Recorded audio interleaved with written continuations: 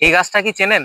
আমাদের বাড়ির পাশের পুকুর ঘাটে বাগানে সর্বত্রই দেখা যায়। কখনো কি কচুর পাতায় পানি ঢেলে দেখেছেন? পাতার পানিটা যেভাবে ফোঁটায় ফোঁটায় গড়িয়ে পড়তো সেটা দেখে মনে হতো পাতাটা বুঝি জাদু জানে। কিন্তু এখন জানি এটা হচ্ছে প্রকৃতির একটা বিজ্ঞান। আসলে পাতায় একটা ওয়াক্সি লেয়ার থাকে যেটা পানিকে এর উপরে টিকতে দেয় না। তবুও সেই দৃশ্যটা আজও ততটাই মায়াময়। ছোটবেলায় কচুর তরকারি হয়তো খেতে অনেক খারাপ লাগতো, কিন্তু জানেন কি, এই ছোট গাছটাই হচ্ছে প্রকৃতির এক ওষুধের ভান্ডার। এই কচুর পাতায় রয়েছে প্রচুর পরিমাণে ভিটামিন এ, ভিটামিন সি ও আয়রন। ভিটামিন এ চোখের দৃষ্টিশক্তি ভালো করতে সাহায্য করে, ভিটামিন সি রোগ প্রতিরোধ ক্ষমতা বাড়ায়, আর আয়রন রক্ত স্বল্পতা কমাতে অনেক সাহায্য করে।